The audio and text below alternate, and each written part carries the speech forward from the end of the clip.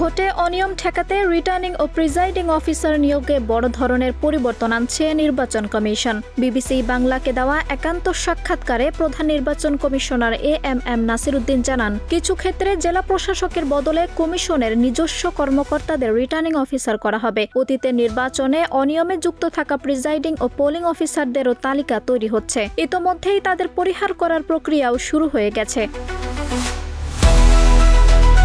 CEC বলেন, bank কর্মকর্তাদের নির্বাচনী দায়িত্বে আনার পরিকল্পনা আছে, কারণ তারা অতীতে রিগিং এর অংশ ছিলেন না। এদিকে প্রবাসী ভোটারদের জন্য প্রথমবারের মতো পোস্টাল ব্যালটের মাধ্যমে ভোটাধিকার নিশ্চিত করতে চায় ইসি। এজন্য অনলাইনে প্ল্যাটফর্ম তৈরি, ব্যালট পাঠানো ও ফেরত আনার জন্য ডিএইচএল, ফেডেক্স ও সরকারি ডাক বিভাগের সঙ্গে যোগাযোগ করা হচ্ছে।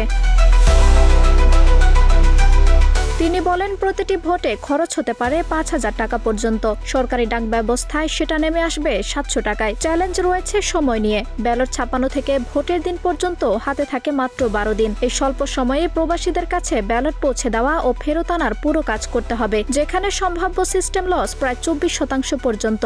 সবশেষে সিইসি স্পষ্ট করেন, কমিশনের নিজস্ব কর্মকর্তারাও রিটার্নিং কর্মকর্তা হতে পারবেন, তবে যোগ্যতা যাচাই করে সিদ্ধান্ত হবে দক্ষতা ও বিশ্বাসযোগ্যতার ভিত্তিতে।